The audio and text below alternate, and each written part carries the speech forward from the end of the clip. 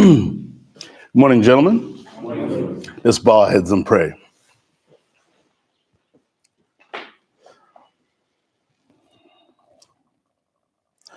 Master, it's your hand that we covet and invite this morning.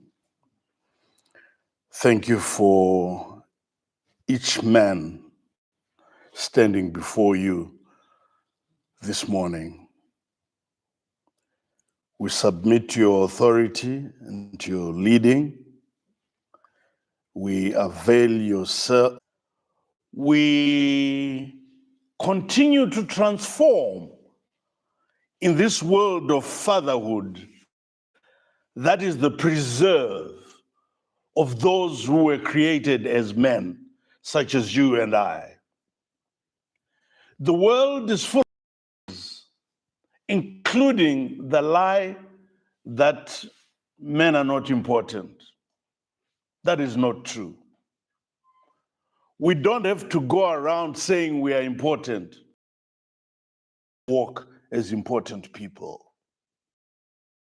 We do not have to tell the world that we are in charge, but we just do those things that those who are in charge do. We don't have a point to prove to anyone. We are who God made us. And from the youngest amongst us, I'm probably the oldest here. I doubt if there is anybody who's over. Is there anybody older than 72 here? No. Okay, I'm 72. So from the youngest amongst us to me, the eldest, we stand on the same platform, and God sees us as equal. Those of us who apparently know more than others, it's just a question of time and effort, and we will know more, each one of us. So welcome, gentlemen. Give yourselves a clap. This is a good place.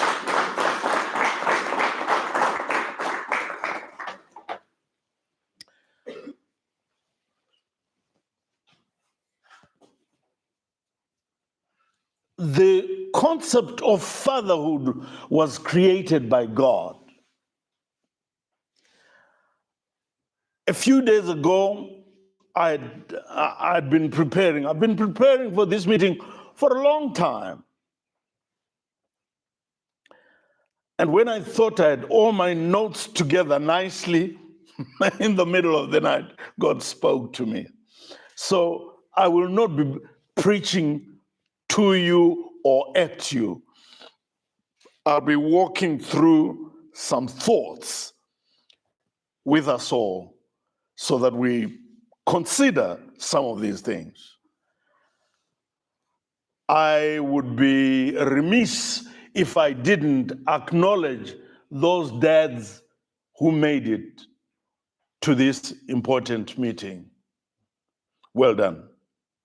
I spoke to some of you last year. Give them a clap. Just as an aside, some years ago in Chiadzwa, people were kicking diamonds. They didn't know that those were diamonds until somebody who recognized that they are diamonds started picking them up. That is the value of these men who are here. And for those who also couldn't make it, but would have loved to be here.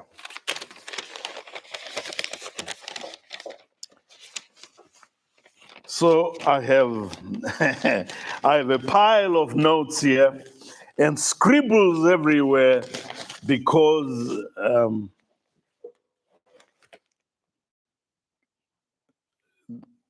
the issues have been rearranged. I'm excited about some of the things that I saw in the middle of the night, and I'm glad that we're going to share them. Let me just give you a quick overview of what you expect to hear today. I'll have 3 sessions, and then I'll drive back home. We are hoping that we will cover the issue of communication Pastor last night talked about that. We trust that we will be able to deal on the views of sons, the views of dads, some names, trying and unpack what fatherhood is, try and unpack what sonship is. And then maybe in the second session, we'll talk about untangling some of the threats that we have to fatherhood. And then maybe in the third session, we'll take a bit of a view on what legacy or what the inheritance there is in the whole journey of fatherhood. Let me start by saying, a few years ago, I was writing a book. It took me 16 years to write this book that they talked about. It's really a story of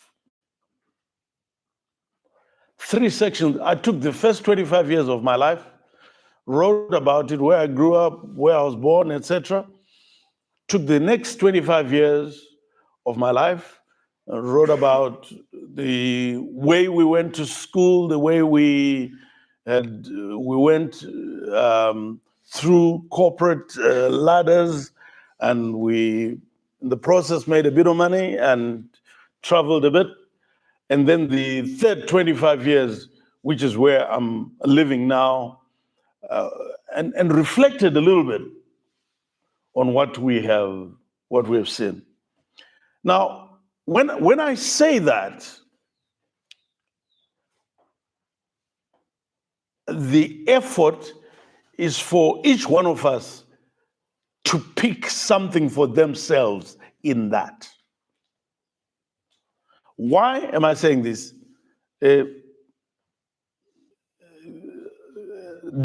Can you guys understand me speaking like this?